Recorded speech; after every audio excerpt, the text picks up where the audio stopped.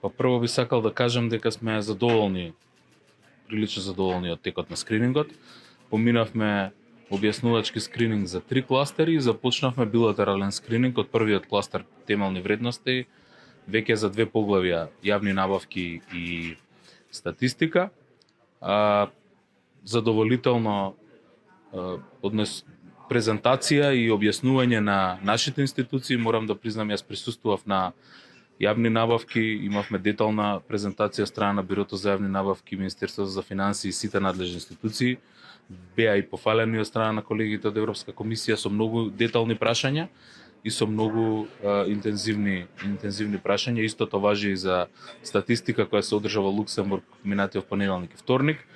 Она што ни предстои е наредната недела, имаме поглавје 24, трудневна агенда, интензивна агенда со 40 презентери од областа, од различни институции, од Министерство за внатрешни работи, Министерство за правда, обвинителство, судски совет, така што ќе имаме на вистина многу работа. Истото важи и за поглавје 23 која ќе се случи во првата недела од месец декември и практично со тоа ќе заокружиме агендата за оваа година и таму имаме исто огромен број на презентери, уште повеќе институции, но сите се подготвуваат интензивно и со обуки за билатерален скрининг во секретаријатот за европски прашања, но и со редовни координативни состаноци околу поделба на улогите во презентирањето, така што секоја тема е врзана веќе за одредено лице и одредена институција.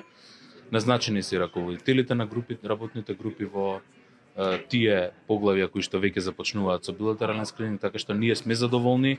Секако мора да го држуваме темпото, мора да имаме еднакво ниво на подготвеност во сите поглавја и подготвени сме, инсистираме на тоа што повеќе прашања на Европската комисија да одговориме на лице место, да не оставаме на писмено подоцна, иако има и такви, меѓутоа тоа да биде исклучок. Во однос на собранието и она што го прашате за собранието, секако дека во определен дел сега, секако е фаза во која што повеќе товар има владата, но ќе дојде момент кога ќе ги добиеме скрининг извештаите, кога ќе ги добиеме задачите и ние веќе го имаме извештајот, кој што е основа за нов реформски план, кога ќе треба и собранието да действува. Драго ми е што гледам дека еве вчера неколку закони беа донесени или беше започната процедурата во прво читање за носење на неколку закони кои што долго седеа во собранието, а беа со европско знаме. Мислам дека тоа е добар прв чекор. Јас повеќе пати упатив и јавна покана, но и во директна комуникација со Националниот совет за евроинтеграција да ги интензивираме работите, да интензивираме комуникација и да направиме заеднички план како да се туркаат европските реформи, она што е врзано со скринингот и преговорите преку собранието. Собранието покрај тоа што ќе ги носи законите, ќе може и ќе има прилика и да ги следи преговарачките позиции, да ги дискутира, да влијае на нив. Ние сме за тоа како влада подготвени. Во однос тоа секако тоа креира една атмосфера и за уставните измени, секако не верувам дека ќе брзаме, но имавме една лидерска средба и мислам дека ќе има серија на средби кои што треба да доведат до атмосфера во која што нема да дозволиме ние да бидеме пречка за нашиот евроинтегративен пат. Јас тоа го кажав и претходно, по прв пат во историјата блокадата е во наши раце. Прашање е каков беше фидбекот од Николовски со оглед на тоа што вие велевте дека преку Националниот совет за евроинтеграција ќе се видите да вклучите опозицијата? Имавме една заедничка седница на Комисијата за европски прашања и НСИ пред известно време, пред 2-3 недели, каде што и се презентираше извештајот и се дискутираше. Јас го поздравив тоа како добар прв чекор. Неколку пати се имам сретнато во собранието, бидејќи одам редовно како представник на владата на собраниската координација. Од наша страна има подадена рака, мислам дека има и предлози и начини како да се зајакне улогата на НС и треба да повлече поте господинот Николовски. По билатералниот скрининг, во оформувањето на скрининг извештањето, овој пат за прв пат ќе има отворена вклученост на земјите членки, колку може да очекуваме притисок од Бугарија?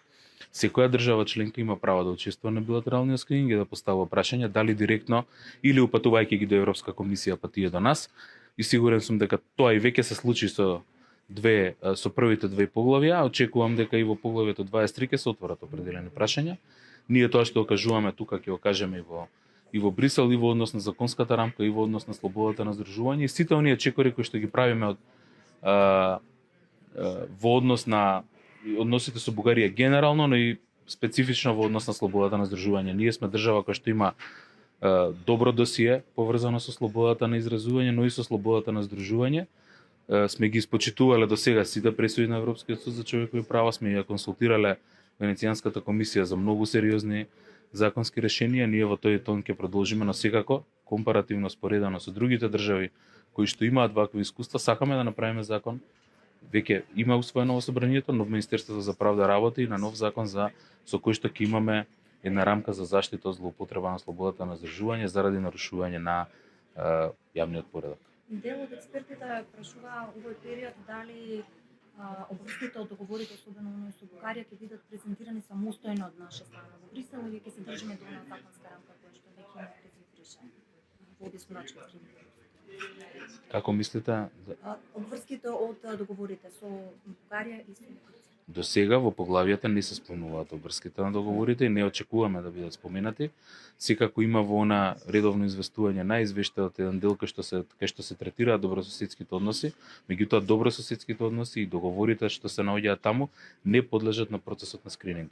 Она што како во одредени поглавја може да се отвори како тема, на пример во поглавје 23, кај што имаме прашање дискриминација, слободи и права, на тој начин може да се отвори страна на државите членки, но пак ќе кажам, тоа ние што го кажуваме тука ќе го кажеме и таму. И законите, сето тоа го гледаме низ призма на сите граѓани тука и сите заедници, без никого посебно да потенцираме. Така што спремни сме да објасниме се што прават нашите институции и спремни сме секаде таму каде што според европските стандарди ќе се увидат некакви слабости да ги надминеме, но нам ни е важно да овој процес да не се билатерализира или дополнително оптоварува со билатерални прашања и мислам дека е тоа позиција на повеќето држави членки, ако не скоро сите.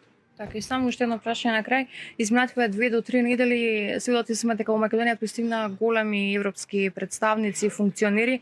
Дали таквата посета е дел од еден процес на убедување на опозицијата да пристапи или да го смени ставот во однос на уставните измени? Тој процес ќе продолжи, јас сум убеден дека само може да се развива. Кон крајот на овој месец ќе ни дојде и германскиот претседател во посета и тој тренд нема да застане во текот на наредната година.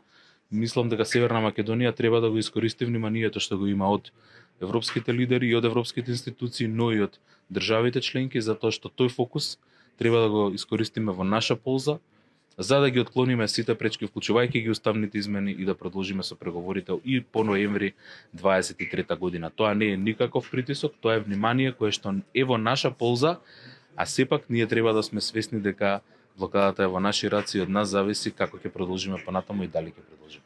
Колка е сега бројката на пратеници што би ги поддржале уставните измени? Барем од парламентарното мнозинство гледаме дека пратеникот Павле Тројанов има услов што Бугарија не би го исполнила. Мислам дека сега во оваа фаза сите истакнуваат широк круг на идеи околу уставните измени и тоа е добро, но ќе дојдеме во една фаза која ќе мора да ги агендата да ја насочиме на она што навистина ни е потребно за деблокирање. И господинот Тројанов ќе има прилика тогаш да каже под кои услови дали би ги поддржал уставните измени, но мислам дека освен него никој друг нема изнесено резерви во однос на поддршката. Збориме за владиното мнозинство, понатаму ќе видиме, разговараме со сите групи и со сите пратеници и убеден сум дека не сме толку далеку колку што може да изгледа од 80. А тоа што велите дека разговарате со сите групи, значи ли дека и со опозицијата се разговара за поддршка? Ние затоа имавме лидерска средба со цел да се отвори диалог за тоа прашање и мислам дека тие состаноци ќе продолжат. Како што кажав, доправа ќе треба да допреме и до сите пратеници и до сите парламентарни групи како и од опозицијата, но и од владеачкото мнозинство за да дојдеме до пакет кој што ќе биде поддржан во 80. Благодарам.